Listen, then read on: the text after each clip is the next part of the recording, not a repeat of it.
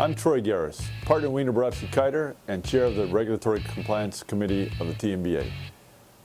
Today, we're talking about FHA and DOJ getting a $92 million jury award against Allied Home Mortgage and its CEO. But first, a word about the TMBA.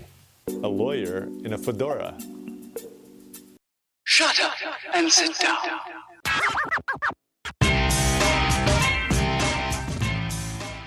December 14th. Next in the TMBA's webinar series, Steve Richmond of Genworth talks about how to build your business. He has been a lawyer, he's been a loan officer, he's been an account executive, he's been a sales manager. This is a guy you want to talk to. How to build your business. If you're a loan officer, if you're a business owner, this is a webinar you won't want to miss. January 30th and 31st, the TMBA's Southern Secondary Conference at the JW Marriott in Austin. The theme this year is taking the risk out of your game. There are great speakers lined up, lots of topics. This is going to be a fantastic conference. It's inexpensive, it's timely, and you'll find no better secondary gathering in the country. I'll be there. Will you? Topic of the day. A jury in the U.S. District Court for the Southern District of Texas has just returned a verdict for $92 million against Houston-based company Allied Home Mortgage Capital Corporation and Allied Home Mortgage Corporation and their president and CEO. In this case, the FHA and DOJ allege that Allied violated the False Claims Act and the Financial Institution Reform, Recovery and Enforcement Act of 1989, in other words, FIRREA. According to DOJ's press release, evidence at trial included that Allied Capital operated over 100 shadow branches. These branches, according to the allegations, were branches that were not registered and were supposed to be registered on FHA Connection. DOJ's argument was that because the branches were not registered, they weren't subject to oversight, and the default rates out of these branches were disguised.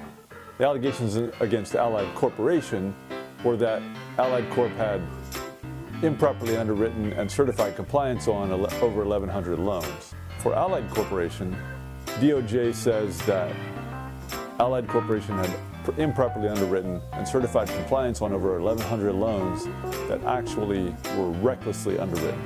And then on top of that, allegations were that these companies falsely certified annually on their annual recertification. Finally, there were allegations of dysfunctional QC programs and falsified QC reports by these companies. I'm not bashing Allied or its CEO.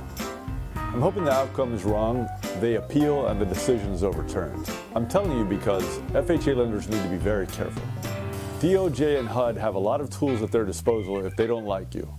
If they believe that you're doing something wrong, they can come after you for technical underwriting errors, claiming false certification in the specific underwriting on every loan, and also in your annual recertifications. The False Claims Act and FIRREA put lenders in an unfair and untenable position, but that's the facts. Every lender that does FHA loans has this possible exposure. You gotta be very careful to make sure that at all times you're closely adhering to your QC program, making sure that your QC program is up to date, and making sure that it's implemented and that employees are trained. Now the committee, the Regulatory Compliance Committee that I chair, is putting together a program in the near future on HUD audits and MRB, Mortgage Review Board cases. Stay tuned for that. There will be more to come.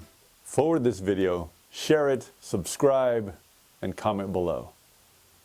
I'm Troy Garris, and that's the law.